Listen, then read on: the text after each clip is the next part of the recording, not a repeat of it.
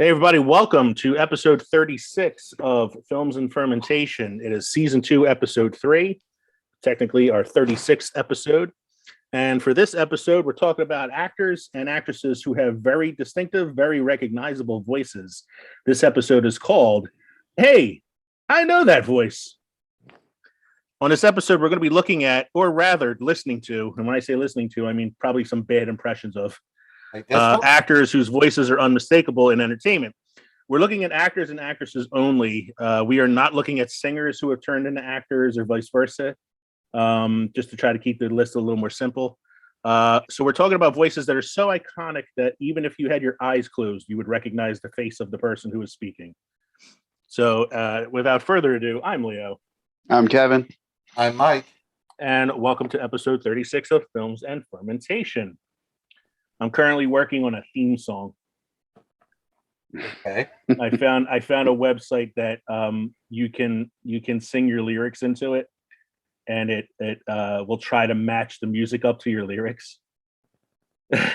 So I'm working on it a little bit. I have some intro lyrics, and then I figured, if I could get the music right, we'll have ourselves a theme song. Nice. I don't want to. I like it. I don't want to give it away just yet, but I'm quite the poet. So, Mike, why don't you tell us what happened this day in film history?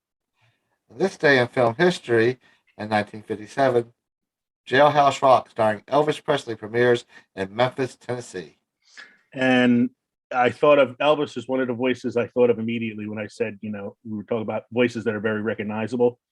And even though Elvis has acted in a number of films, I didn't want to include him because I don't want to do the singers turned actors thing, because then the list would just go on forever. Right. But Elvis definitely has a voice that is recognizable.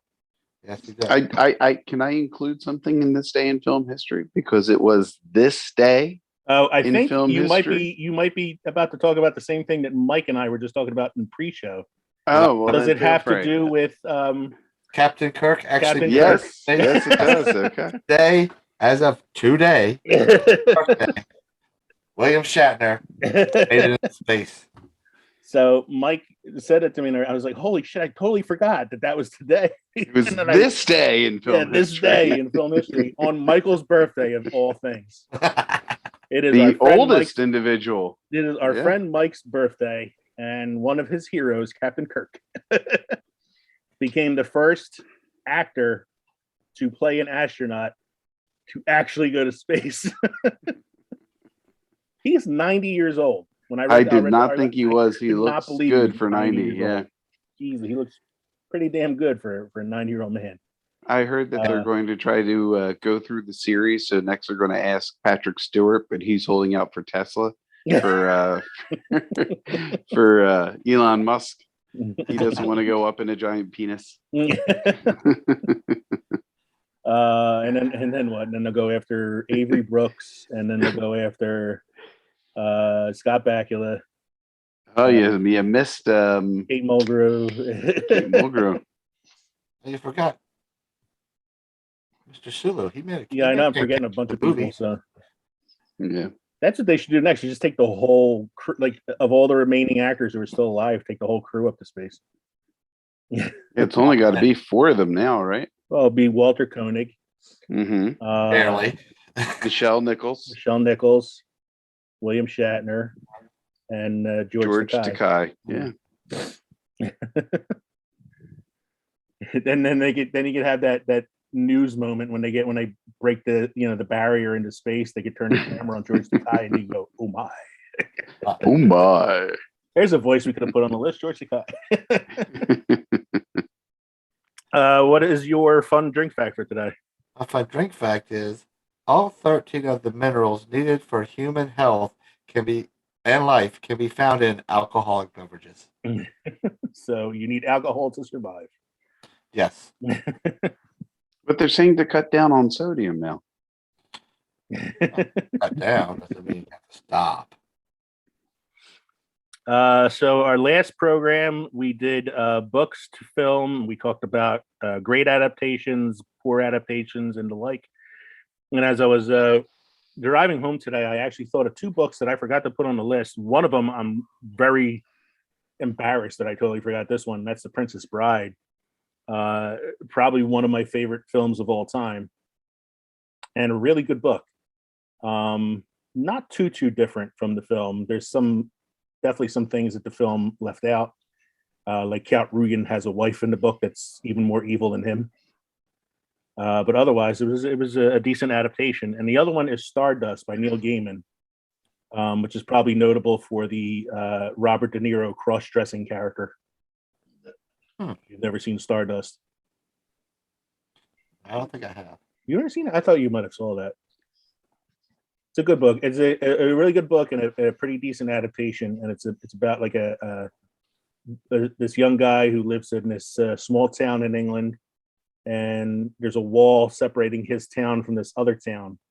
The town on the other side of the wall, though, is some like fantastical, magical place that kind of exists parallel to our version of Earth. Mm-hmm. When you cross the wall, like magic is real, and he's looking for a star that fell from the sky, and when he finds the star, it's Claire Danes. It's a really good movie, and it's a pretty good book. So, and Robert De Niro plays the captain of a group of pirates who is secretly a crossdresser. So what are we drinking tonight, gentlemen? I am embarking on ta-da red from Thompson Island Brewing Company. Megan feels it tastes like Gatorade. I'm more on the Hawaiian Punch side, but either way, it's 5.8% alcohol by volume, and it was long overdue. We're going on 3 months now. 7/21. Where is that from? That is Rehoboth, Delaware. Okay. It is. It's a great place. Megan and I had gone brewery hopping one day on our vacation, and that was the last place we hit. And oh man, we came out with like, geez, I don't know, 2 4-packs, 2 32-ounce crowlers, and a cooler. Wow. Yeah, we liked a lot of what they had to offer. So. And I love Hawaiian Punch. It was one of my favorite drinks growing up as a kid. Yeah. So. Oh, I didn't show you what it looks like. I'm sorry, just a can. Okay, so there it is. Yeah. Yeah. Definitely has It's the one. consistency of a fruity drink. Mm-hmm. Mike, what do you got going on tonight? I am drinking a My Time Island Wheat from Kona Brewing. It has pineapple and orange and lime flavors to it. It's not bad. I mean, Kona Brewing's pretty good. Sounds very tropical. Yeah. Well, it's weird. Like it's the fall, and we're all kind of going like tropical right now. Yeah. Because I kind of did something similar. I wanted something that was like refreshing, but wasn't a beer. I was looking for another like mixed drink tonight. So I went with I'm drinking Seneca Drums gin, which is a gin I got up in New York. It's a spiced gin, and I just poured it over some ice, and I added lemonade to it. So basically just gin and lemonade, and it's got a very like tart flavor to it, but it's kind of refreshing. Nice. Very nice. Yeah, something just easy to drink. Well, it's been a busy week, and we're actually recording early, so didn't have time to just grab a beer out of the fridge. No, I hear you. I wasn't looking to go anything like crazy tonight. I just wanted something easy, but something that was nice, had a nice taste to it. So our main segment this evening is talking about classic voices in film history, those voices that are so recognizable that you can see the person's face even if you have your eyes closed, because their voices are just that classic. So we divided this into a few categories. The first category is classic voices. So these are like the timeless voices. If you had to call it like the Hall of Fame of voices, this would be it. Honorable mentions, which we're going to kind of discuss whether or not these people should be in the Hall of Fame of voices. And then we have a list of annoyingly recognizable. And for the sake of not, there you go. For the sake of not torturing ourselves or our audience, we kind of kept that list short. And then I have a bonus name that I'm going to throw in at the end that Mike and Kevin don't even know about yet. But it's somebody that I feel is this person's voice is indelible when it comes to the history of Hollywood. So let's take a look at our classic voices first. The first one I have on the list is Tim Curry. No, I Yeah. figured when we talked about this that the best way to do this would be when I say the person's name, what's the first movie that pops into your head for Tim Curry? Rocky Horror. Clue. Yeah, I was probably going to say Clue. I would also maybe say The Worst Witch. The singing chops he puts on in that one. Yeah. That crazy 1980s synth pop song that he sings in it. I mostly had to say The Worst Witch because it's my wife's favorite Tim Curry movie. But I would definitely say it's Rocky Horror Picture Show, Clue, Three Musketeers. Three Musketeers. But he definitely Georgie, you want to come down here? Pennywise the Clown in it. Yeah, the original TV version. He was doing something other than his voice. So yeah, I wouldn't say not recognizable in that case. Yeah. Right. He's not recognizable at all. Like even with the makeup and anything. Like you wouldn't. I remember seeing a picture of him on the set of it. He's in full makeup, and he's sitting alone on the step. Director's chair. He's like sitting alone on like some steps in front of one of the houses, and he's smoking a cigarette because he was so frightening in the makeup that none of the kids or half the other people nobody wanted to be around him. So poor Tim Curry's like smoking alone on the step somewhere because everybody was afraid of him. I also think of Legend. Have you seen Legend where he plays? Was he the devil? Yeah, he was like the devil demon looking character. Yeah, it's another film where you wouldn't know it was him. Right. Other than the voice. You don't think of Congo? Congo. Oh God. No, I think of him as the guy working the front desk in Home Alone 2. I think of him as the doctor on the Hunt for Red October. Yeah. There you go. Yeah, and the guy's been in a million things. Yeah. Patrick Stewart. Next Gen. Next Gen. Yeah. Dune. Yeah. Yeah. No, not what I would recognize. Ted. He's the narrator at the beginning of Ted. Yeah. He's the head of the CIA on American Dad. But no, I mean, I don't think you could go. I mean, unless you're like too young to appreciate Next Gen, then it might be the X-Men movies. Yeah. Charles Xavier. But Patrick Stewart definitely is, yeah. Oh, lights. I do. Number one. So you guys know they get narrators for these commercials, and they sound very much. If it's not the actor, it sounds a lot like these actors, and you have to wonder: is it the actual actor? Or are they finding somebody who does an impression? To kind of, because they don't really have they're not getting any credit for it because it's not like their voice is trademarked or copyrighted or anything. Right. So I'm listening to a commercial. I'm like, wait, is that Patrick Stewart selling me a Lexus? It could be. I don't know. We had said last week, we mentioned the name of the actor on last week's show, Ross Marquand, who's on The Walking Dead, who I said is a very skilled impressionist. So much so that they brought him in to replace Hugo Weaving as the Red Skull. Right. And you wouldn't have known that it wasn't Hugo Weaving. He did a really good impression of him. So who knows? I mean, it could be somebody doing the voice, or it could be the actor. And most of them do the commercial just because it's, an easy paycheck. It's $1, yeah. I had to put this guy on there just because of mainly because of his like friendship with Patrick Stewart, Ian McKellen, who I kind of think is even though he's an older actor, a newer name to the classic voice list. You shall not pass. I got to think he was in 2 major franchises at the same time, and this is kind of like what rocketed him to this point, I think, and that was he was in the X-Men as Magneto and the Lord of the Rings as Gandalf. Yeah. And he was actually offered Dumbledore after Richard Harris passed away.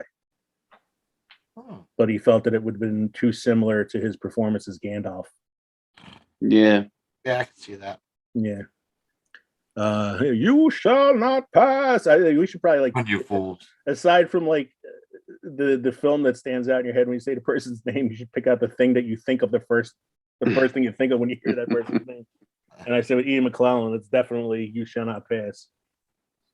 Or Fool of a Took. Bilbo Baggins, I'm not trying to rob you. I'm trying. Next one I have here is Sidney Poitier. Yeah, very distinguished Very voice. distinct voice, very like regal, Mhm. very formal. Now for me, like I'm not an expert on his career. I've seen a few of his movies, so like In the Heat of the Night pops into my head. Mhm. They call me Sneakers. Mr. Tibbs. Sneakers is probably the one that I know him best for because I was in high school when that movie came out, and I love that movie. Yeah. Ian, look who's coming to dinner. He was in Look Who's Coming, the original. He one, was. Yeah. Look Who's Coming to Dinner. He won an Oscar for a movie called Lilies of the Field. So those are like his big roles. But I think for me it's either Sneakers Or Heat of the Night. Mhm. or In the Heat of the Night because it's just that iconic line. They called me Mr. Tibbs. Marilyn Monroe. Yeah, the Now, it's funny with sultry kind her- of whisper voice. Yeah, but when I think of Marilyn Monroe, the first thing that pops in my head is not a movie. It's Happy Birthday, Mr. President. Okay. Yeah, I get that. I think the first thing that pops into my head is what was that one with Jack Lemmon and Tony Curtis? That's oh shit, the one where they're pretending to be women. Yeah, Some Like It Hot. Something Like It Hot. Yeah, Some Like It Hot. Yeah. that's the one that ends with the guy flirting with Jack Lemmon on the ship, and he's like, "I'm a I'm man." a man. The guy's like, Nobody's perfect. But yeah, Marilyn Monroe. She was in that. She was in 7-Year Itch. Mhm. She was in Giant with who's the guy? Oh God, why am I'm having trouble with names tonight? Getting my Kevin on. But yeah, Marilyn Monroe. I think of Happy Birthday, Mr. President, or the really bad Mike Myers impression of her in Wayne's World.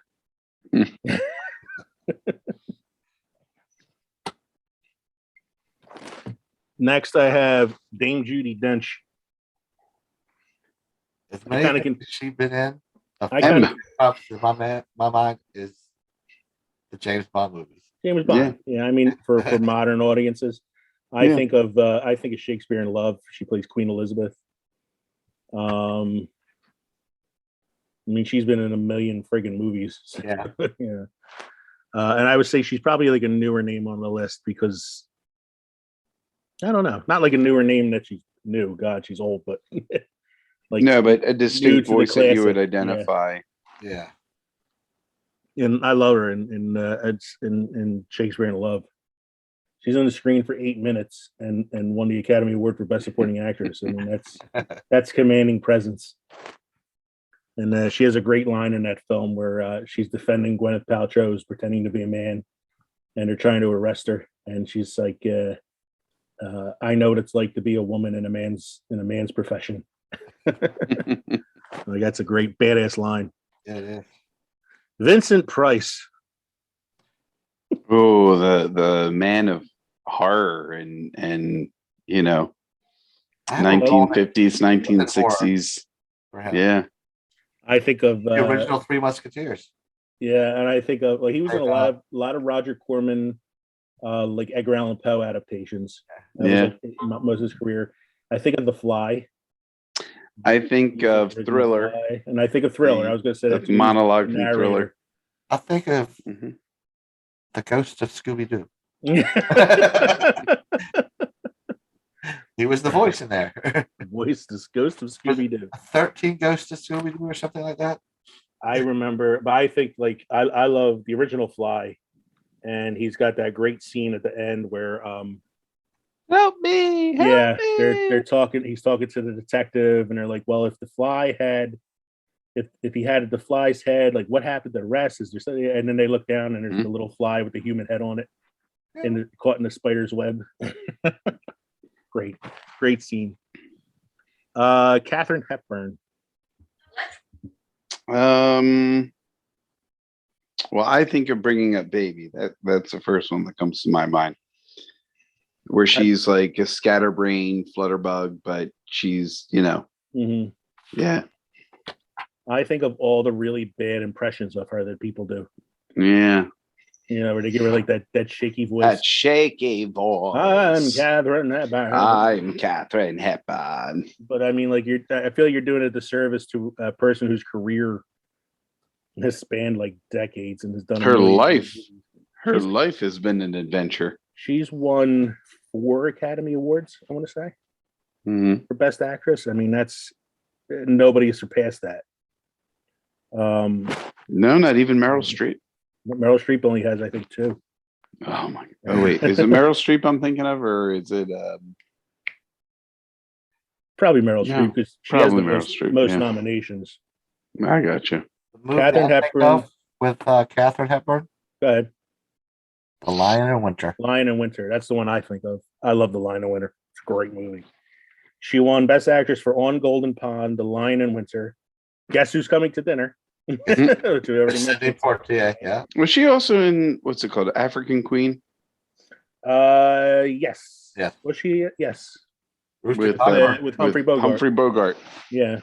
Rooster Cogburn with John Wayne. Mm-hmm. And she won Best Actress for a movie called Morning Glory, which I think was probably her first movie because that came out in 1933. So she won an Oscar in 1933.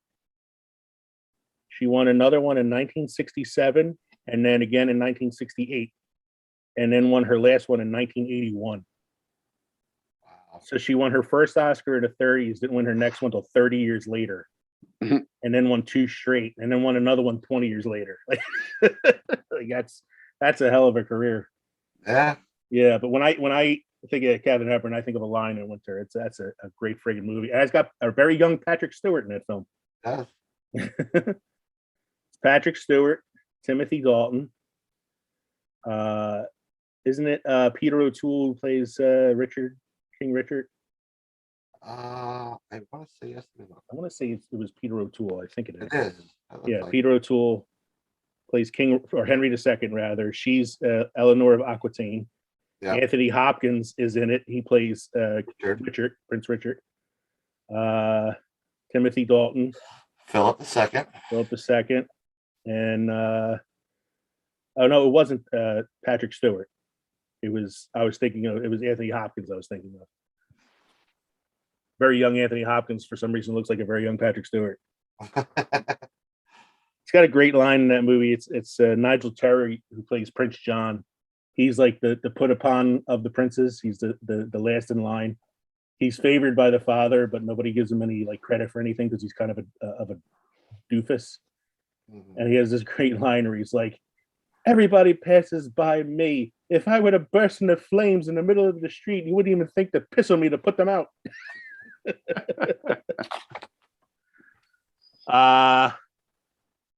Charlton Heston. Ten Commandments. Let my people go. Let my people Planet go. of the Apes. There's a million movies I could think of for him. And her.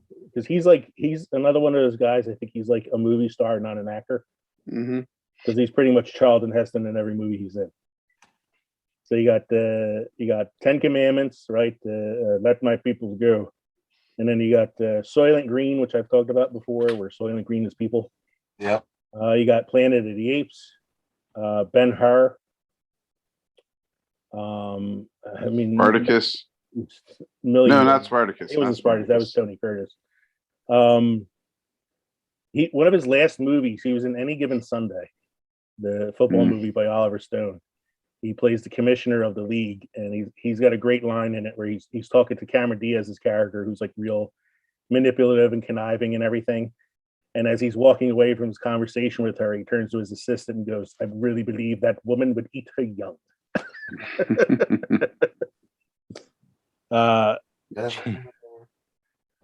They blew it up. God damn you all to hell. Damn dirty apes. Get your hands off me, you bad dirty apes. Now we're getting into the section of this list where I think we're really going to come into some fun movies and fun imitations. Because the next one name on my list is Anthony Hopkins. God, there's so many. Silence of the Lambs. Transformers: The Last Night. No, I think of him in Free Jack with Emilio Estevez and Mick Jagger. I think of him in Howard's End. Lion in Winter. Lion in Winter. Yeah. No, Dracula. Oh my God. He's like, he's either like really, really good in the film that he's in or really hamming it up. Because I think he recognizes when he's in a bad film. So he has to have it up. And knows how to like chew up the scenery in order to make up for it. Because I love him in the Francis Ford Coppola Dracula film. He's like a really over the top Van Helsing. Has to be. It's just the scene it cracks me up every time I see it. He's having dinner with Jonathan and Mina, it's Keanu Reeves and Winona Ryder, and he's eating a really, really rare looking steak. And it's just like bloody everywhere, and he's eating it, and he's like, "So what do we do when we find her, Dr. Van Helsing?" And he's like, "Well, you do what you do. You stab her in the heart and cut her head off." You know what? Like, no one mentioned for him? What? Thor movies. The Thor movies. Mm. Odin. He played a very good Odin. He does a good Odin, and I think he benefited in the first movie from having Kenneth Branagh as the director. Yeah. Mm-hmm. Because he had that sort of like Shakespearean tone to it. Yeah. But he did do a good job of like following it up. I loved his little scene between him, Thor, and Loki in Ragnarok. Yeah. Yeah. It was a good scene. Touching.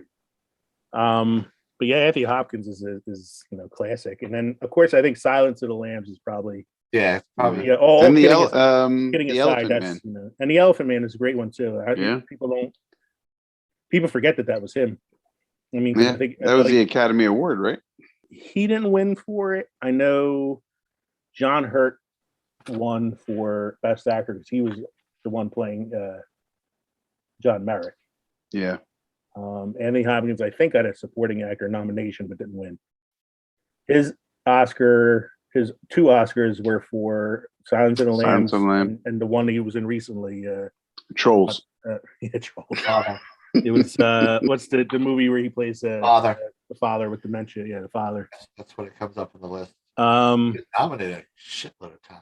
Oh yeah, he was nominated for Howard's End. Two Popes. Yeah, the Two Popes. Two Popes. Oh, Two Popes. He was great. Really good movie. That was such a good movie. Two Popes is kind of like it felt like a stage play on film. Mm-hmm. Because it was just such a very. It's all scenes. It was all scenes and dialogue. Scenes, very dialogue heavy, and a lot of it was just the two actors. It was just Jonathan Pryce and Anthony Hopkins. Mm-hmm. And man, that was a great fucking movie. Wow. I mean, it gave you a real like inside, like it was like very cool to kind of see that inside, like differences. The conversation between the two. Yeah. I like the scene where they're watching a soccer game together, and it's kind of like just trying to be like regular guys. Mm-hmm. And it's like hard when you're the Pope. And then there's like the scene where he recognizes that he's not a popular Pope.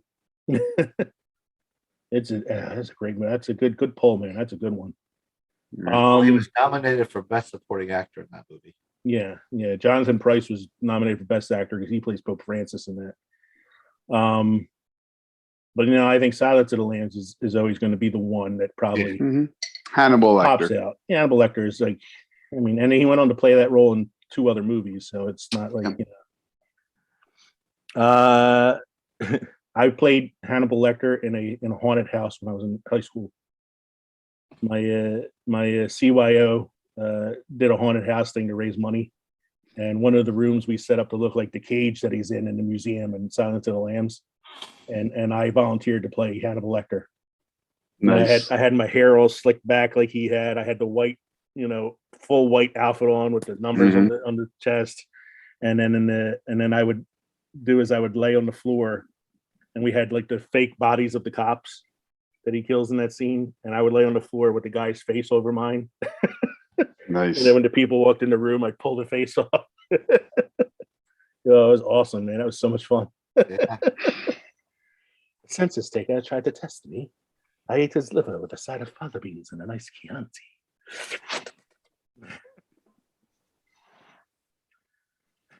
I don't know. That's a great movie. Sean Connery. 007. Sean Connery. Bond. James Bond. Again, actor, not so much movie star. Hell yeah.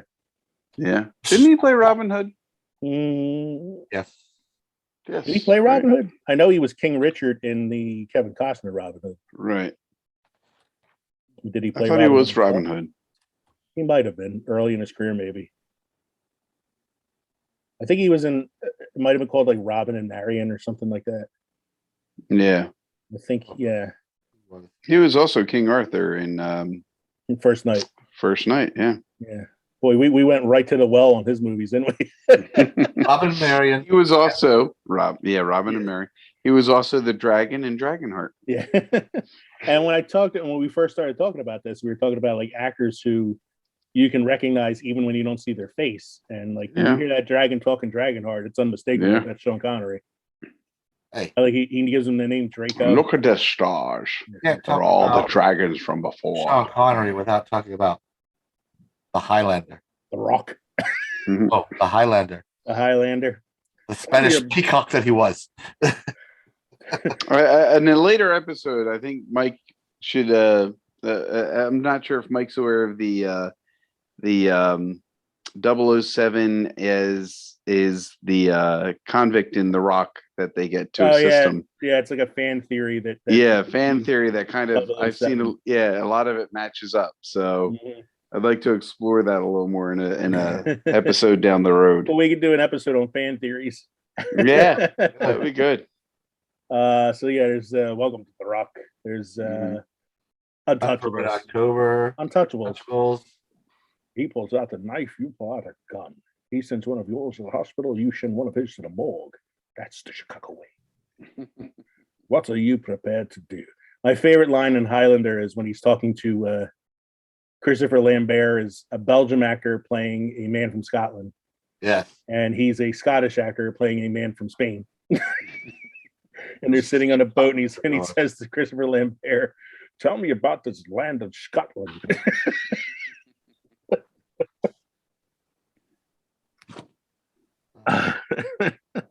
What else do we have for him? Henry Jones.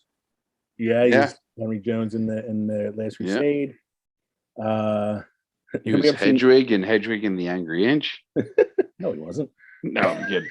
Did you ever see Zardoz? No. It was early film for him from I think it was like the early 80s or late 70s. And it was kind of like a sci-fi.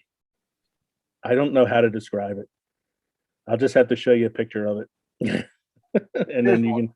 Here's one out of nowhere. I've seen it. I don't know if you guys. Rising Sun. That's a great movie. With Wesley Snipes. Yeah. Mm-hmm. Yeah. That was when everybody was on a Michael Crichton kick. They were putting out his movies every other year. That's where Congo came from, and they were like, "Whoa, what are we doing?" They're like, "Okay, it's all right. We got Spear next." It's like, "Wow." Yeah, I'm looking for. Oh, here we go. Perfect. I got the perfect picture. This is a film called Zardoz that he was in the 1980s. Oh wow! Nice codpiece. Codpiece and a pistol. Wow. It is from 1974. In the distant future, a savage trained only to kill finds a way into the community of bored immortals that alone preserves humanity's achievements. Wow, you can tell why that one stood the test of time. In 1974, he also did Murder on the Orient Express. Oh wow, really? Yeah. He did a lot to his credits. I think Sean Connery is definitely like one of the near the head of the table in the Hall of Fame of voices. Oh yeah. Followed by on my list, Orson Welles. Harry Mason. Yeah, very distinctive voice. For me, it's pretty much either Citizen Kane, or when I heard the radio program he did of War of the Worlds, that sent people into a panic, or the Brain from Pinky and the Brain. Pinky and the Brain, which is not the real Orson Welles, but a very, very good impression of him. Or I was gonna say Muppet movie. no, Unicron and the Transformers. I am Unicron. He needed a paycheck. He needed a paycheck so bad. I remember there's audio of him on YouTube. He did a commercial for frozen peas, like very late in his life, like right before when he died. He was doing this commercial for frozen peas, and he's fighting with the director behind the scenes because he needed to know what his motivation was. Sell the peas. Yeah. There's a great, you want to talk about great impressions, man, and Ed Wood, Johnny Depp, Tim Burton film. There's a scene where he meets Orson Welles, and it's played by Vincent D'Onofrio. And Vincent D'Onofrio does an amazing Orson Welles impression. Okay. Here's how recognizable his voice is. Okay. Orson Welles. And I forgot about this until I just looked. The original Magnum PI TV series, Mhm. he was only the voice of Robin Masters. Because all you Oh, ever wow. heard was the voice of Robin Masters. Yeah, like very late in his career, because he was also like really overweight and had a lot of health Yes. issues. That's That 81 to 84. he did a lot of voiceover work late in his career. I think the Unicron, I'm making a joke of that, but I think that was his actual last like credited role. No. He had 2 more after that. Oh, wow. According to IMDb, or 3 more. He had a short. He narrated An Evening with Orson Welles. It's his last credited role. But Wow. Well, they couldn't get somebody else to pull that one off. An Evening with Orson Welles, with Jim Carrey as Orson starring Welles. Jim Carrey. Starring Will Ferrell. Starts talking out his butt. Yeah. Next on my list is Morgan Freeman. I want him to narrate my life. I do. just when Kevin thought everything was good. Yeah. Yeah. Yeah, that's that meme online. It's like Leo said he was going to turn his life around. In Leo fact, did 2 not. hours. 2 hours after that declaration, Leo was drunk off his ass. Have you seen? You guys have seen the movie, and this doesn't have Morgan Freeman, but this is the kind of like narration of life. Stranger Than Fiction. Oh yeah, it's a Will Ferrell movie. Yeah, it's a Will Ferrell movie, but just the narration of his life, and he hears it, and he's like, it's a good "Wait, movie. what?" I know Mike's not a big Will Ferrell fan, but this is actually not. It's not goofy comedic Will Ferrell. It's kind of like a dramedy almost. Yeah, dark comedy. And, it's a dark comedy. He plays a man whose life is being written by Emma Thompson, is the author writing, and he hears her narrating his life in his head, and he's trying to convince people that he's not crazy. And I think the inciting incident in that movie is he hears her say, "This was the last day of Frank's life," and he's like, "What?" But yeah, back to Morgan Freeman. I know yours is Shawshank. I was going to say Electric Factory, but Yeah. I think 7. That 7 is good. 7's a good one. I definitely say Shawshank. Shawshank is I think good. Shawshank was the one that kind of like started his run as like the narrator of every film. Yeah. Because it was Shawshank, Daisy. and then he did he was in Drive Miss Daisy, and then he did $1 Million Baby. He was the narrator in that one as well. Mm-hmm. God, his like it's weird. Like he had like a late start to his career. Robin Hood. Robin Hood plays Azim. Mhm. He did the Electric Factory in the 70s. Like he was on that show. Yes, And his then, first role is the vampire in the bathtub. Yeah, and then he was like a late bloomer. I don't think he like really got famous till he was in like his 50s or something. Yeah, Shawshank. He was definitely older when he did that. Mm-hmm. Oh God, I want to watch that. I feel like watching that now. He's done some stinkers too in his life, but he's done some pretty good ones. I like him as God in Bruce Almighty. Oh, Bruce Almighty. Yeah, and in the Lego movie. Glory. Oh, Glory. Oh, Glory's a great movie. Oh, that's a great movie. Great movie. That's one of his early ones. Mm-hmm. Yeah, he was God in the Lego movie, wasn't he? I think. I think that was him playing the Think. character of God. You ever see Red with Bruce Willis? Yeah. John Bruce Malkovich? Willis and John Malkovich. And Yeah, he's in that one. He's pretty good in Mhm. that movie, even though he doesn't hang around that long in the film. But yeah, Morgan Now Freeman. You See Me. Now you see me fucking movie. Movie pisses me off. But he also narrates one of the movies you hate, What's that? War of the Worlds. Oh yeah, he does. He is the narrator. Yeah, he does. And he's done some documentaries lately with the nature stuff. Mhm. Well, you can't. I mean, you got a voice like that. Yeah. They make a joke in Family Guy. It's Morgan Freeman stars in the movie. The movie's called The Narrator. I have Sam Elliott next. Tombstone. Tombstone. Jurassic Park. Oh, wait. That's Sorry. Sam Neill. Sam Neill. That's Sam Sam Elliott. Elliott is the cowboy with the big mustache. Right. Prancer. The Hulk. What did I say, Roadhouse? Roadhouse. Man's got a very, very distinctive voice. Ghost Rider. Yeah, like I don't know, like his films, Yeah. it's like weird. Like he'll have like a really good movie and then do a really bad movie like Ghost Rider, and then he'll do Yeah. a movie like Star is Born. He'll get nominated Mhm. for it. But Man's man, got an awesome mustache. awesome mustache and an awesome voice. That Yeah. voice is great. They have there's this episode of Rick and Morty where they do this like phony commercial, and I don't know who the guy is doing Sam Elliott's voice, but it's the best Sam Elliott impression I've ever heard. To the point that in the closed captioning, it comes up as Sam Elliott, but it's not. Oh, him. wow. But it's not actually him. It's somebody impersonating him. It says Sam Elliott, and it has like the words next to it. I just saw a movie that he was in not a couple of years ago. It's another one of those like I did it to kind of torture myself movies. He was in a movie called The Man Who Killed Hitler and Then Killed the Bigfoot. Oh, no. And in the film, he kills Hitler and then hunts down and kills the Bigfoot. It's one of those movies where you got the entire plot right there in the title. I watch it because I like Sam Elliott, but it was a We're also watching Thanksgiving later, aren't we? Thanksgiving. Thanksgiving, and then for Christmas we're gonna watch Ginger Dead Man. No, Fat Man. Fat Man, that's right, Fat Man. Batman. Which I told you I watched, and that's the craziest movie, man. James Earl Jones. Oh, Vader. I think of Yeah. Coming to America. Okay. I think the sneakers. Sneakers. Yeah, he's great in sneakers.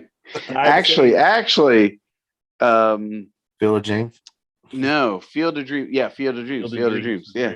I would say Vader first, Yeah. Mhm. Mufasa and the Lion King, Yeah. Field of Dreams. Yeah. For me, Sneakers, because I love that movie. Yeah, I love sneakers. He was in a great movie early in his career too, called The Great White Hope. Hunt for Red October. Run for October. Yeah, I mean, Well, any of the Jack Ryan movies from Oh. Patriot Games, he was good, and Clear and Present Danger. Yeah. not to forget all those Yellow Pages commercials. It's the one from Hunt for October. We were never here. This This never never happened. here. This never happened. It's kind of the same thing in Sneakers, isn't it? Pretty close. They're gonna deny that we even know. Did you say the Yellow Pages commercials? Yeah, he did the Yellow Pages commercials. Oh, 'cause I'm thinking Tom Selleck, but That's that your was the finger. AT&T commercials. There was AT&T. No, he did. It was James Earl Jones did the Yellow Pages commercials, and then I think at some point he was joined by Malcolm McDowell. Oh yes, Yeah. yes, those commercials where they were reading tweets. Yeah. And then he did the episode of the Big Bang Theory where he plays Yes. himself. Yeah.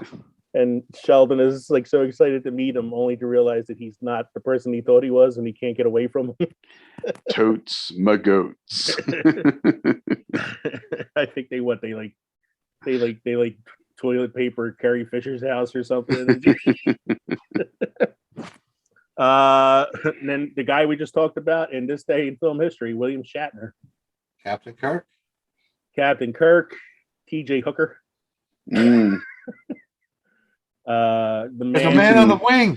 There's a man on Yeah. two episodes of the original Twilight Zone. Yeah. Talk about a man who spawned a million bad impressions. And he's done his own Speak album, Speak. Yeah, Record? He did a Spoken word. like pop album in the 70s. And My now wife owns now one. he has a show on History Channel. Mm-hmm. He's At got a few 90 years old, he's few still different- working. He's had a few different shows that he hosted over the years. He was in Boston Legal for a while, Yes. like the 90s and early 2000s. And I was telling Mike on the pre-show, Kev, that I was looking up William Shatner on Google to find out about the space flight today. And a question actually popped up.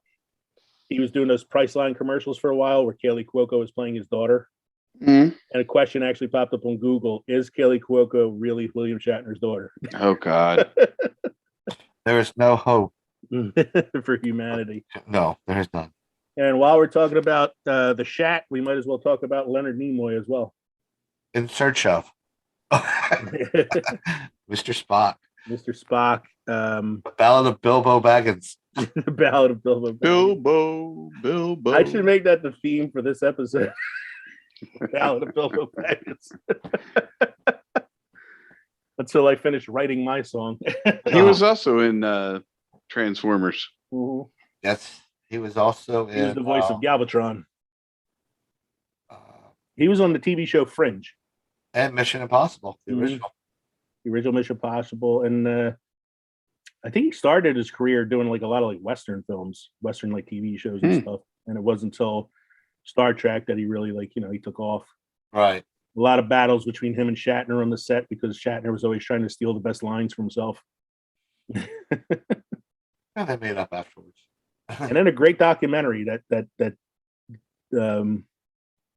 you had just mentioned it, Mike.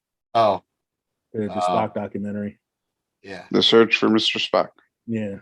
I know it was It was The Love of Spock. For the Love of Spock, which was Yeah. directed by his son. Yeah, it's a very good. If you haven't seen it, Kev, check it out. I will. Really- Netflix, right? Yeah, it's on Netflix. I think it's on Netflix. It's a really good documentary. If not, And there was borrow my copy. he had the voiceover in Big Bang Theory too. Yes, he did. He was the voice of the Spock doll that, that Sheldon was talking to. Then we get to Also, wait a minute. He also is in the was it an excess song? the In Excess song. Yes. So you took the voice of Spock and put it in there. Not familiar with that one. Mm-mm. Pure Energy. Oh, is that him? Is that his voice? Yes. Oh, It's wow. his voice. It's actually a cut from a Star Trek one of the Star Trek movies. Shows. You learn something new every day.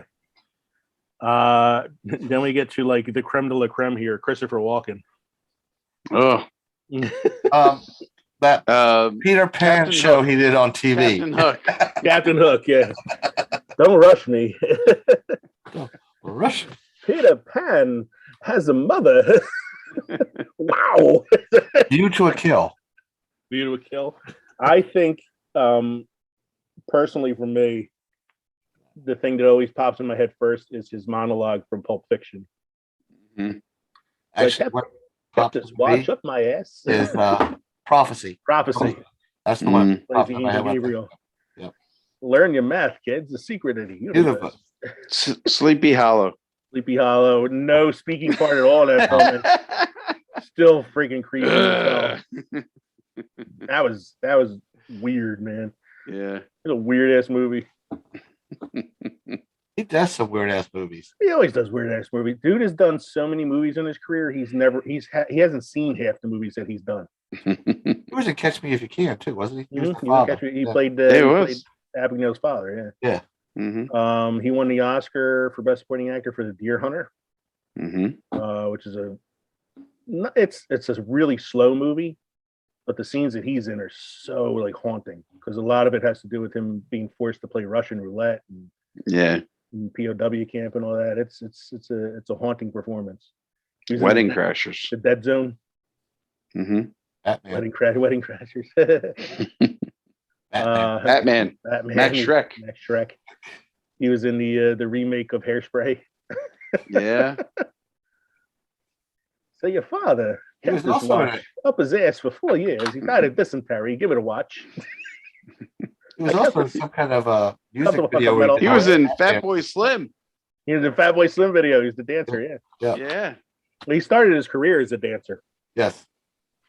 He did dancing on like Broadway shows and stuff. So he tries to get a little bit of dancing in every movie that he does. Because of that, he was in The Rundown with The Rock. He's probably, I'm going to say, go out on a limb. I'm not looking at IMDb right now, but I'm going to say he has probably at least 300 credits to his name. Look that up. He was in The Country Bears. Talk about a man like he's not He's not shy. yeah, he's not shy. He'll do like pretty much any script you throw in front of him. Mhm. Christopher Walken. Let's see here. How many movies has he done? Filmography. See all. 140 acting credits. Wow, I was way off. Yeah. I thought it was a lot more than that. He directed one film in 2001 called Popcorn Shrimp. It was a 5-minute short. Wow. Only 140 films. The Jungle Book. He was King Louis. You know, I'm looking at it now. Oh, yeah. The War with Grandpa. These are some of the newer ones that he did. The Jungle Book. Joe Dirt 2. Jersey Peter. Boys. Jersey Boys. That's right. He plays a mafia guy in Jersey Boys. Oh. That's a good movie too. If you've never seen that. Mhm. But yeah, Christopher Walken, definitely. Robert De Niro. He was also in Deer Hunter, wasn't he? Yes, he was. He played his brother. He goes back to Vietnam to find him because he's missing in action. And when he finds him, he's so brainwashed that he doesn't even like have like a personality anymore. He's Mhm. just playing Russian roulette all the time. When I see De Niro, I think, Goodfellas. yeah, I mean, some people might say Yeah. Raging Bull. Yeah. Some people might say Taxi Driver, but I think because our age, the age that the three of us are, Goodfellas is probably the first one. Fellas is the one. Yeah. Analyze this. Analyze This. That's a good. I actually like Analyze This. Yeah. You mean I'm Meet the Fredo? Fockers. Meet the Fockers. No, I hear, but it's usually please, please, no, please. I like the in Meet the Parents when he's like, he goes, oh yeah, you can pretty much milk anything that has nipples. I have nipples, Greg. Can you milk me? But you don't see Vito Corleone. Yeah, he was Vito Corleone in the Godfather Part Mhm. 2.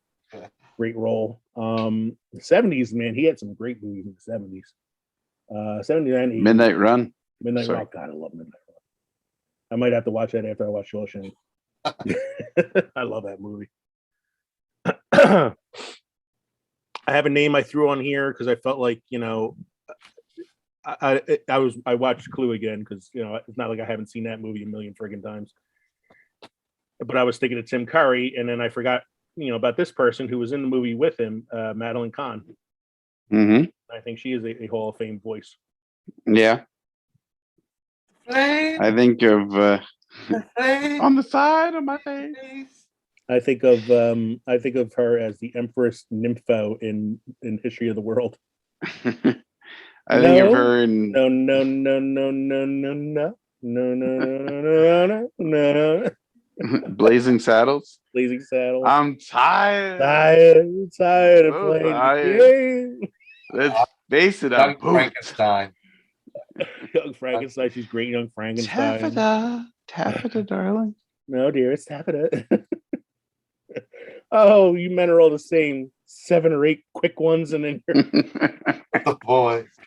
Oh, Miss I love the line in the History of the World where the Roman soldier is always like fawning after her and telling her how much he loves her and stuff, and he's like, I will wait for you forever, and she goes, but the servant waits while the master baits. Oh man, and it's funny because I don't think of any other movies that she's in other than like Mel Brooks films. Oh. And I know she's done other things. Mm-hmm. But the Mel Brooks things stand out, you know. Yeah. Yeah, She but- was in a very obscure Christmas movie called Mixed Nuts, which had Steve Martin and Madeline Kahn, Juliette Lewis. Who's the one that's married to Tom Hanks? What's her name? Rita Rita Wilson? Yeah. Rita Wilson. Yeah. The last thing I remember seeing her in, and I think because I think she passed away while she was doing this, she was on a sitcom starring Gene Wilder. Hmm. That was on in the 90s. It was kind of like short-lived because she kind of passed away while they were filming the series. And I don't think it did very well. Right. And then the last name we got on the list here, that looks like it was Kev, you had this one? Yeah. Jack Nicholson. Yes, that's the one I can't Very believe I missed. distinct voice, you know? I'm getting angry at myself every time I miss a name. Mm. Yeah. That's it. Jack Nicholson, I think probably The Shining pops into my head first. Yeah. The Shining and Batman. Chinatown. Chinatown, the Joker and Batman, Mm-hmm. as good as it gets. Just get, you make me want to be a Make better me want to man. be a better man. He was an Easy Rider. It was one of his first films. His very first movie was the original Little Shop of Horrors. Oh wow. He was the guy that goes to the dentist because he likes the pain of having his teeth pulled. Yeah. So it was like a very bit part. He was in One Flew Over the Cuckoo's Nest. Yeah. Mm-hmm. What's the movie? I can't think of the name of the movie. I just saw him in recently. Oh, The Bucket List. Bucket list. Yeah. Him and Morgan Freeman. Mm-hmm. Two legendary horses. Yeah. Wolf. Wolf. Oh my god, he's so fucking bad. He's another one he's done some stinkers too, like The Two Jakes. The follow up to Chinatown. Jesus. Wolf was a stinker, man. Yeah. Yeah. He even had Michelle Pfeiffer in it. It was a stinker. Oh, you know what he's great in? The Departed. Yeah. He is excellent in The Departed. Playing a character that's a little different for him because he's trying a Boston accent. All right. Anybody need like a break or anything? Yeah, I could use one. Yeah, I'm gonna go refill.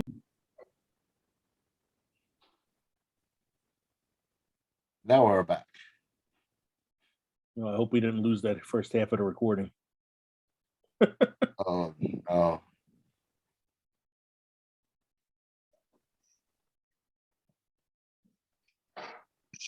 All right, we are back for the second half of our main segment. This And list, that's the first half was lost. In which Yeah, case, that's this is the first first half half. I don't know what's going to happen. Oh. So we're talking about some. Oh no! Row.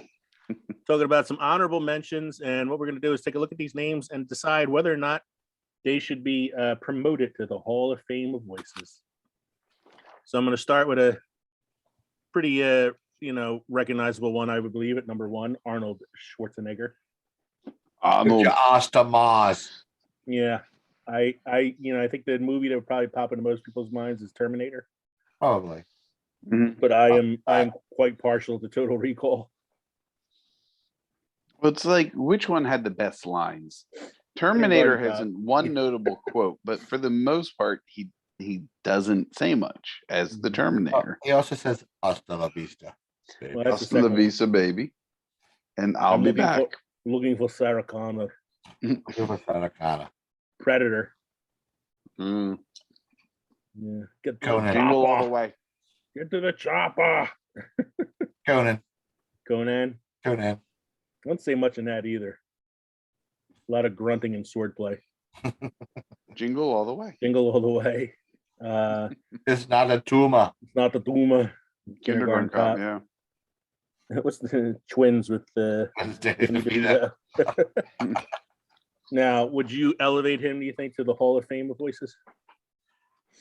His voice is very distinctive when you hear him talk. He doesn't say a lot in movies. Like, I don't want him to narrate my life. No. Kevin Kevin got on the bus and he sat and he waited. He came home and he drank thought of beer something. He had a beer. and another beer. The man drinks a lot of beer.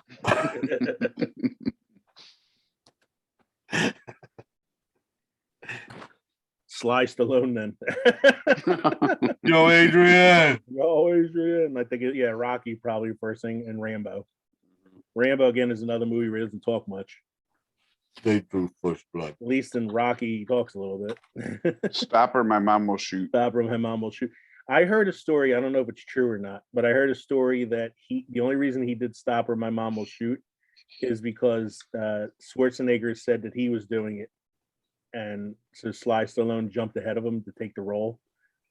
But I think Schwarzenegger was playing him. Because they were like competing for a lot of things in the 80s and 90s. Demolition Man. What's with the 3 shells? Taco Bell one? What? One of his best movies, and it's very hard. I think a lot of people might have missed it. Is a movie called Copland. Stars him, Harvey Keitel, Robert De Niro. Was that an early movie or a later movie? Something like I want to say like the late 90s, early 2000s maybe. And he's like basically he's the sheriff of a town that's like all cops. Like these are like New York cops, and they're allowed to live like outside of the city limits, but they have to live in this one like section. So like this little town is all cops, and he's like the sheriff of this town. And there's like a murder mystery plot that he's got to try to solve and all that, among the cops. Guardians of the Galaxy 2. What's that? Guardians of the Galaxy 2. Judge Dredd. Judge Dredd. I am the law. I prefer Dredd with Carl Urban. Again, So, another distinctive voice, but not a Hall of Famer yet. I don't think so. No. Julia Roberts. Recognizable. Yeah, I say recognizable. Not enough to be Hall of Famer. No. I mean, I don't. Most of the movies that pop in my head are like Pretty Woman, Ocean's 11, Right. Stepmom. or any other movie that my wife forced me Steel to watch. Magnolias. Oh, it was a good movie. Were movies that I was forced to watch, like Best Friend's Wedding and Runaway Bride. What's the one she won? She won for Erin Brockovich. Yeah.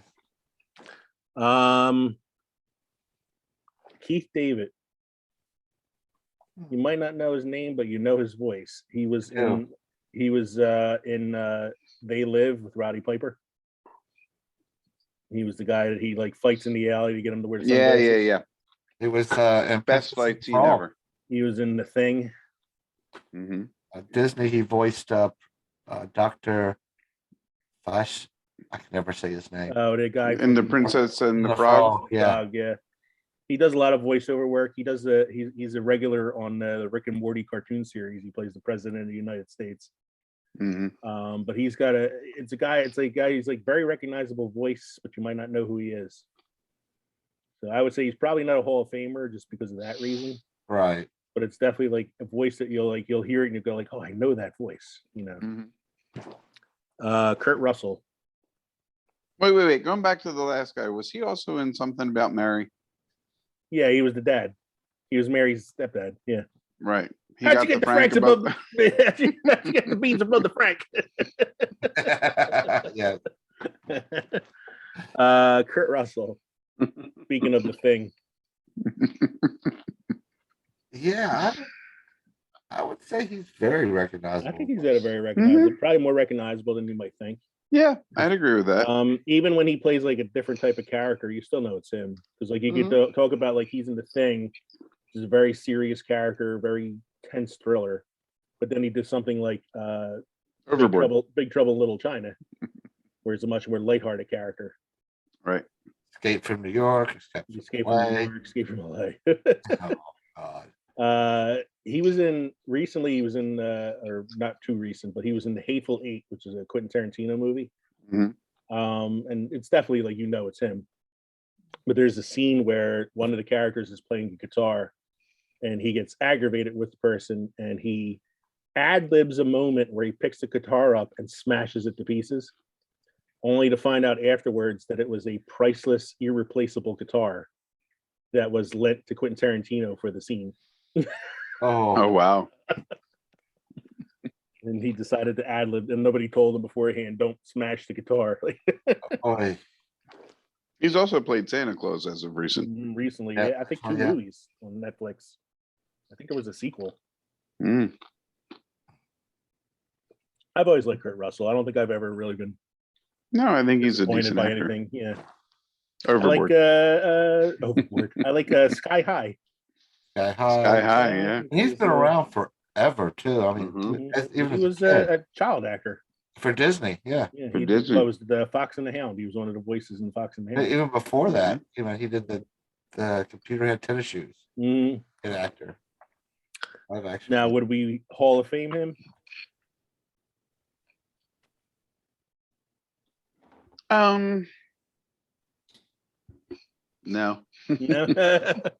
Okay. No, not quite, but he's getting there close. Yeah, of everybody on the honorable mention, he'd be closest to getting in Hall of Fame. Yeah. Not my next guy, The Rock. No. You're welcome. Yeah. When you think of The Great Rock, what's the actor. first movie I that pops in enjoy- your head? Go. Tooth Fairy. Moana. Not the Tooth Fairy? I don't think I've watched many of the Rock's movies. They're I all guess the same. The Jungle I've watched Walking Cruise. Tall. You saw the Jumanji films, right? I've seen the Jumanji films. Those are funny. Those are good. And I saw the Scorpion King. Okay. Mm.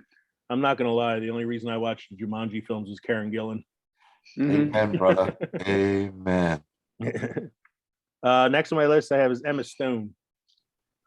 I feel like she's not Hall of Fame worthy yet, but her voice is one that's becoming more recognizable. Yes. And you know what? I've recently watched Cruella, Mm-hmm. and she does narration in that, and you can hear that she can do a decent narration. You know, she's got like that very like smoky Mhm. kind of voice. You know, A little little bit of a lisp too. If you Mm. notice. So I feel like hers is a voice that's becoming more distinctive, and she might be a Hall of Fame voice at some point in her At career. some point. Seth Rogen. I think he's pretty recognizable by his laugh. Yeah. Yeah. I kind of, But he's right up there with what's his name? TJ. Miller. Yeah. Yeah, He's got the same. style. Mhm. Mhm. I'm not. I kind of threw him under as like a goof because I just know like just the laugh is what's most recognizable. I think. Robin Williams. I think he should. Oh yeah, he's a Hall of Famer. Probably should have been in the Hall of Fame list already. Yeah. I kind of like threw him on the honorable mention because I forgot to put him on the Right. Yeah, he's definitely. I think he's definitely. When he does his comedy, it's distinct, and when he does his monologues, his serious monologues, it's memorable. You know, I've seen this thing that when he died, somebody did a montage of scenes using one of the monologues he gives, and it's like heartbreaking. You know. I've noticed like he had like a pattern in his career. Like he did Mork and Mindy in the 70s, and he did a lot of like stand-up comedy and silly comedies and stuff. And then in the 80s, he started doing a little bit more popular comedy, bending on the dramatic, because he did Good Morning Vietnam, and then he did The Fisher King, and then he did Awakenings and things like that. Dead Poet And then, Society. and Dead Post. And then towards like the end of the 90s into the 2000s, he was in like his villain phase. Because he did things like 1 Hour Photo, and then he did Insomnia, where he was like playing the bad guy. He was on SVU. Yeah, he played like I think he played the murderer or something on the show. Yeah, and it was weird. And then like towards the end of his career, it was a lot of like hit or miss kind of films. I'd have to the say Genie though. The Genie. You hear the Genie. Doubtfire. Miss Doubtfire is a good one. I said for me the top two. When I think of him, I think of the Genie, and I think of Good Morning Vietnam. And Popeye. But yeah, he's definitely a Hall of Famer. Yeah. Whoopi Goldberg. Okay. No, she's pretty recognizable. Yeah, recognizable voice. Yeah. Because you knew her right away in The Lion King who she was. I knew right. I mean, like I would think like when I think of her, I think of Sister Act. I think of Guinan on Star Trek: The Next Generation. Yep. I think of Ghost. Oda Mae and Ghost. Yeah. Damn, baby. Hey, what baby, you look doing at here? it's called Autumn Sunrise. I think I don't know. She may be a Hall of Famer. Yeah, Maybe. because she has done a couple voiceovers for animated films. Mhm. You know it was her as soon as you heard it. Yeah, she was what was one of the hyenas in the I mean, isn't Lion King. she was one of the books in Page Master. Woody Allen. Whether you like him or not, he does have a pretty recognizable, He does. but a pretty distinct voice. He does have a very distinct voice. I wouldn't want him to do my And narrate my life. you don't want Woody Allen to narrate your life. I'd rather have Robin Williams narrate my life. I know who I want narrating my life. We haven't gotten to him yet. Chris Rock. Very distinctive voice. Not quite Hall of Fame. Not quite Hall of Fame, no. But he's very distinctive, almost to the point where he might go.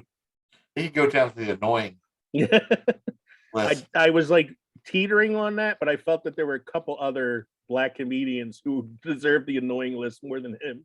True. This is Kev's submission here with Steve Buscemi. His voice is very. It's very distinct. distinctive. Yeah. Holy shit, we forgot one. Who? Gary Sinise. I don't know if I would call him all that recognizable. His voice? Tom Hanks, maybe, is a voice. I don't think we included. No, or the guy that does Kronk. Oh, Patrick Warburton. Yeah. Because then you could also say Tim Allen. Yeah. You know, these are all honorable mentions. Steve Buscemi, when I think of him, I think of Reservoir Dogs. I also think of Boardwalk Think of Empire. Fargo. Fargo is a good one. Armageddon. Boardwalk Empire. I know you hate the movie, but Armageddon. Armageddon. I think of he's Randall in Monsters Inc. Yeah. The villain. That's how you know you're recognizable if you could do a cartoon character and you know who it is. Yeah. You get to throw Billy Crystal in there and John Goodman too, because they're both Monsters Inc. Yeah. So this is the man that I if he were still alive, I would want him to narrate my life, and that's Alan Rickman. As the robot, right? As Marvin. As Hans Gruber. Not that anyone cares. Not that anybody cares. I would want Leo. I want Severus Snape to narrate my life. I want the sheriff of Nottingham. The sheriff of Nottingham. Yeah, I mean those are some great. Cut it out with the spoon. Why a spoon? Cousin? It's dull. It would hurt more. Cancel Christmas. I like when he's like the scene in Robin Hood. He's got the girl and he's taking her. He's walking down the hallway and there's two girls in the hall, like slave girls or whatever. And he's like, "You in my room at 10:30. You 10:45, and bring a friend." Oh God, I miss Alan Rickman. How much you say? Always. And then the last one we have on the honorable mentions. Well, Alan Rickman, I think, is a Hall of Fame. Yeah, I think he's Hall of Fame. Yeah, I'm putting him in the Hall of Fame. I don't even care if you guys like it or not. And the last one on the list is Joe Pesci. Okay. So you go to Leo Getz from Lethal Weapon. Yeah. What? I'm a clown. I'm here to amuse you. Yeah. I think. How the fuck am I fun?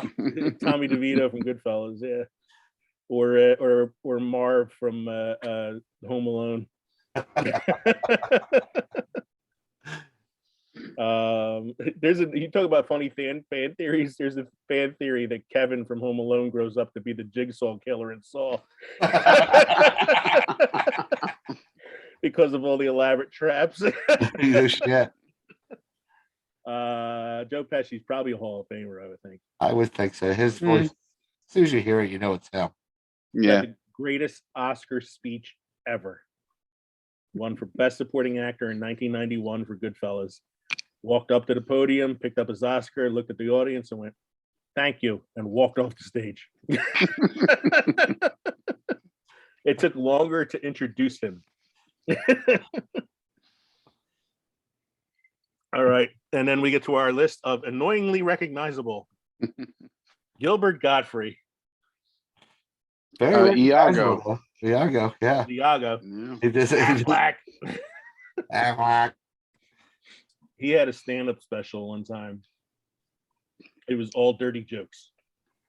Oh, It wasn't God. like any like set up stand-up, like storytelling stand-up. It was just dirty jokes. And he had one that stands out in my head, and like I love this joke. He's like,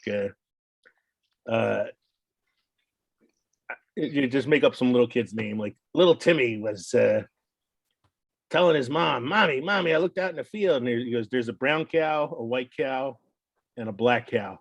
Or there's a bull, a brown cow, and a white cow. I gotta get the joke right. And he runs out, little Timmy runs up to his mom and he goes, Ma, the bull was fucking the brown cow. And the mom goes, we don't say that, Timmy. We say the bull surprised the brown cow. He goes, okay, mommy. The next day he runs in the house. He goes, mommy. She goes, let me guess, the bull surprised the white cow today? He goes, sure did. He's fucking the brown cow again.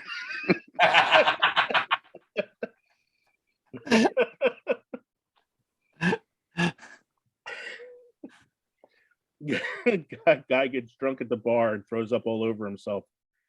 And he starts crying. And the bartender says, what's the matter, buddy? He goes, I'm going to go home and my wife's going to get angry at me because I'm not supposed to be at the bar drinking. And I got drunk and I threw up all over myself. And he goes, oh, no, that's easy. Put $10 in your pocket. And when you get home, you tell your wife that some guy got sick and threw up on you. But it's okay. He gave you $10 for the dry cleaning. He's like, okay, I'll give it a try. So he gets home. And the wife goes, what happened to you? And he goes, some guy got drunk and he threw up on me. But it's okay. He gave me $10 to get it dry cleaned. And he hands her the money and she goes, this is a $20 bill. And he goes, oh yeah, he shit my pants too. And that all came from the Gilbert Godfrey stand-up special. Oh, Lord Almighty. This is my wife's submission for annoying voices, Fran Drescher. Yeah. Yeah, she was. I agree. God. Yeah. UHF. That's what I remember her UHF. from. Oh my God. UHF. Holy shit. She plays the secretary who wants to be a news reporter. Yeah. With her cameraman who's a dwarf. Cameraman's a midget. Ben Stein. Bueller. Yeah. Bueller. I mean, that man made a career off his voodoo economics. Chris Tucker. Oh yeah, Fifth Element. Understand the words that come out. Oh, Fifth Element's even worse. Like he's so fucking annoying in that movie. He's the worst part of that film. I mean, he's got some funny moments, but overall, I'm like, there's no purpose for that character. No. Bobcat Goldthwait. Police Academy? No. That wasn't Bobcat Goldthwait. That was. Oh, you're thinking of Sam Kinison, like Sam Kinison. Yeah. Bobcat Goldthwait was like, crying all the time. And he got famous from the Police Academy movies. Yeah, but played a very good character in Scrooge.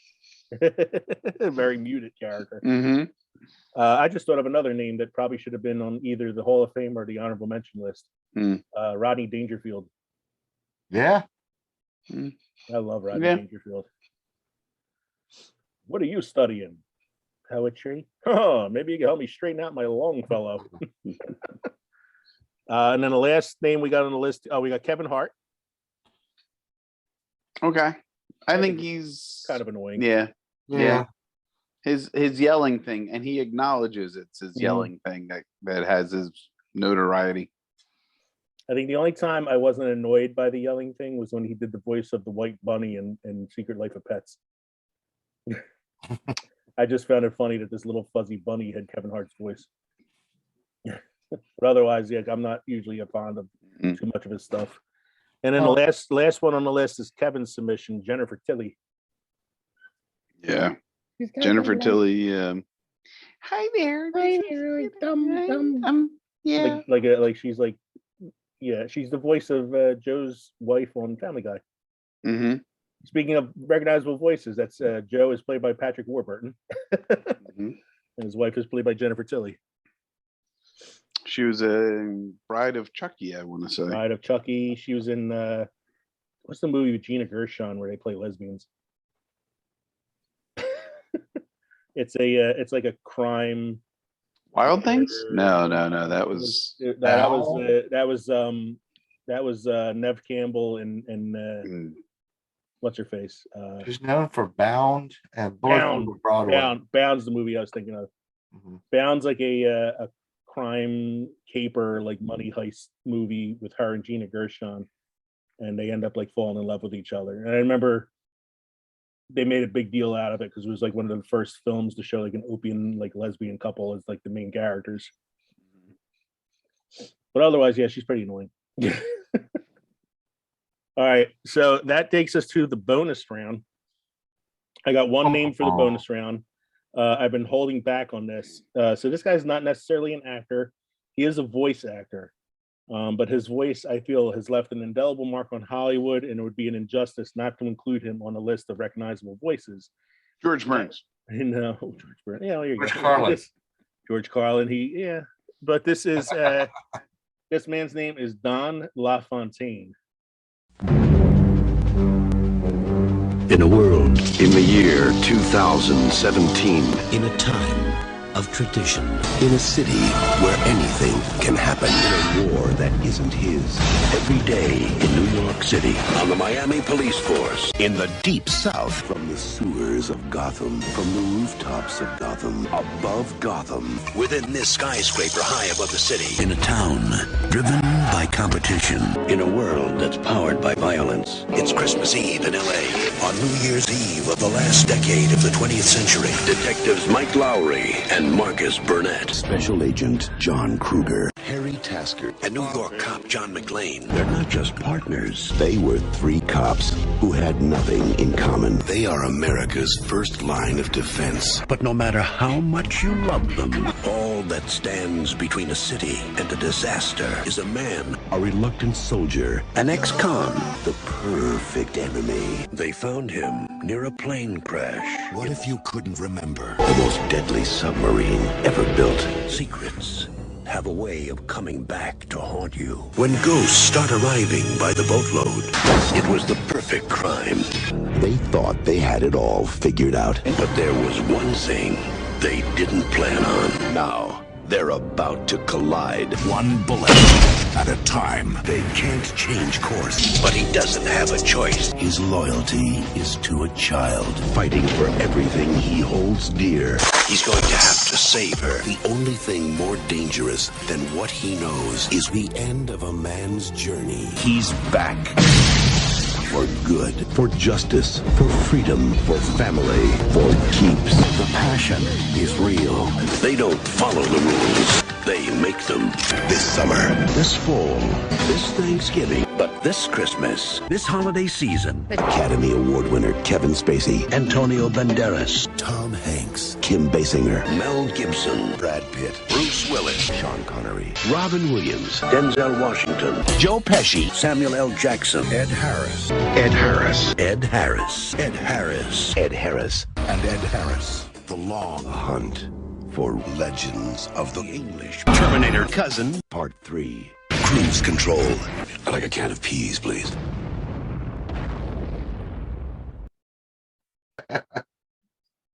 So Don LaFontaine is the movie trailer guy. Yep. In a 40-year career, he has done the voiceover on over 5,000 movie trailers. Oh, wow. Oh, And something like close to like 500,000 like TV and commercial ad spots or something like that. He used to do up to 80 voiceover jobs in a day. man. And the man is like, and I said, that's why I feel like he's an indelible mark. He passed away in 2008. But up until even when he passed away, he was still the voice of the movie trailers. In a world. What's this? Above So, Gotham, below Gotham, think- around Gotham. The guy that does honest trailers, his Yeah. voice is becoming as synonymous for voiceover work as this guy. Well, that's because the voice that he uses for the Honest Trailers is modeled on Don LaFontaine. Okay. They got a very similar tone and all that. That's why they do the thing at the end of the videos where it's like read these lines, and he does them in the Don LaFontaine voice. Mm-hmm. But yeah, he models it on that. I also thought I couldn't find out what the guy's name was, but I thought about the movie phone person. No. Hi, thank you for Welcome calling to Movie phone. If you want to see Batman, press 1 now. Press 1 now. If you know the name of the movie you'd like to see, press 2 now. Yeah. So let me do this. So thank you for joining us, everybody, for episode 36, voices that are unmistakable, or as we like to say, hey, I know that voice. Join us next week for episode 37. It'll be season 2, episode 4, where we are going to talk about fan theories. Since we kind of brought that up earlier in the show, we thought it might be fun to do that. We have a couple weeks left here in October, so we're going to have a special Halloween theme episode towards the end of the month as well. So thank you for joining us tonight for Recognizable Voices. Make sure you send us an email at filmsandfermentation@gmail.com. Check us out on all of our social media platforms. We are now available on many different podcast platforms as well, so you should be able to find us somewhere. And check us out on YouTube. I'm Leo. I'm Kevin. I'm Mike. Thank you for joining us here at the crossroads between pickled and fermented. Cheers, everybody. Cheers. You like that, Mike? I was wondering if you're going to use it or not.